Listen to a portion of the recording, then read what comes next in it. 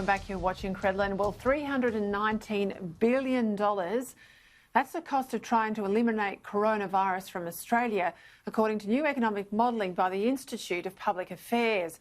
From June this year to the middle of 2022, the elimination strategy currently pursued by our state and federal governments, the IPA says will cost the equivalent of 23% of GDP, more than the annual government spending on defence, education, health and social security combined. Let's bring in my panel. Social commentator Prue McSween joins me from Sydney and former Queensland Premier Campbell Newman in Brisbane. Campbell, I'll come to you first.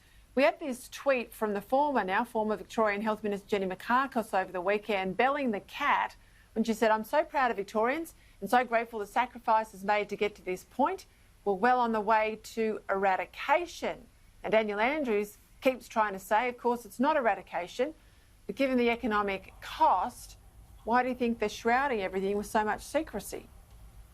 Peter, it's the old joke about the Freudian slip.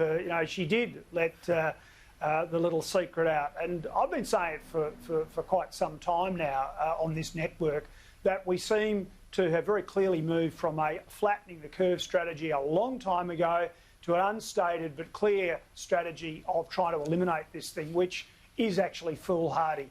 I mean, the bottom line is the Berejiklian government in New South Wales have shown the way. They have the gold standard or the secret sauce for dealing with this. They've got on with life as much as possible. The economy, New South Wales has been allowed to operate better than any other economy, arguably, in Australia, and they've kept the lid on numbers. That's what we need to be doing, not trying in some foolhardy, crazy, demented way to actually eliminate this, because it's not going to work.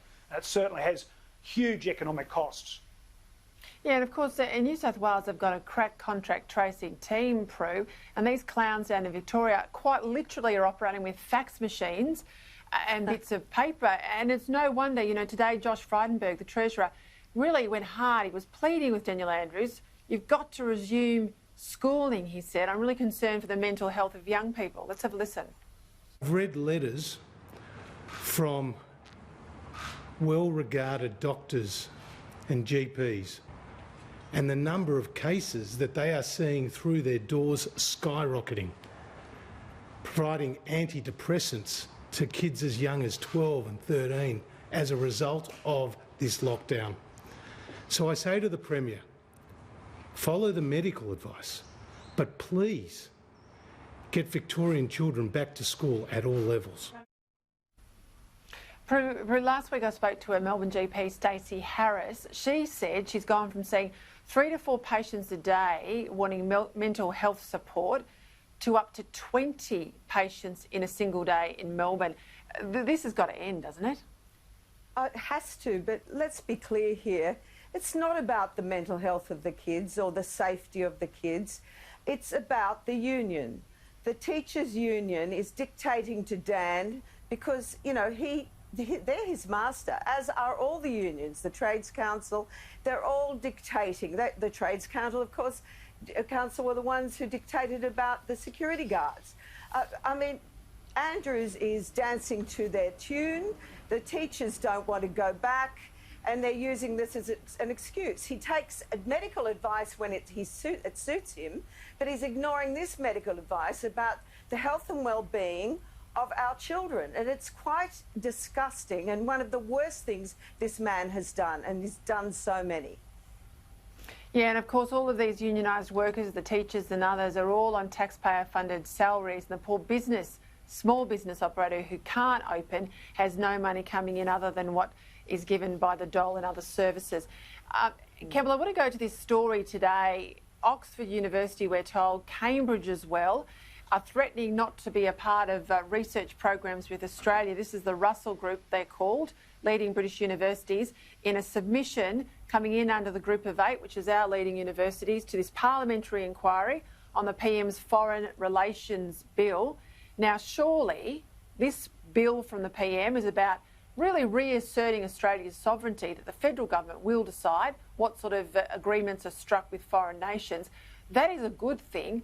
Well, surely we can work through these issues here, and that the Group of 8 shouldn't be afraid of the government looking into what the universities are doing and who they're doing it with. Peter, I certainly welcome this legislation, but I think it shows what you've just talked about, the need for a very, very careful approach to it, because it is important that we collaborate with overseas universities in all sorts of areas. It might be to do with medical issues, to do with COVID-19, and we don't want a new layer of bureaucratic red tape. But conversely, we don't want to be allowing our universities to essentially naively let important technologies and secrets go to countries that would not wish us, would wish us harm. I just make the point that one of the unintended consequences of the Foreign Investment Review Board changes that they've made, which again were needed, is that, for example, if you cannot sign a lease as a landlord these days with a foreign-owned company, if it's for more than 5 years. Now that, without going to FIRB, as I understand it, now that's wrong and it needs to be sorted out. Similarly, this university issue needs to be dealt with carefully. I want to go to a story out of the US because House Speaker Democrat Nancy Pelosi, she's gone out there and called Donald Trump. The whole idea she's claiming of him allegedly avoiding tax, she's called it an issue of national security. And an article by the New York Times alleges the billionaire hasn't paid income tax for 10 of the last 15 years. Now, Prue, the interesting thing is, of course, tomorrow we've got the big presidential debate. What do you think of all of this? Well, this Sheila is totally obsessed with Trump, isn't it?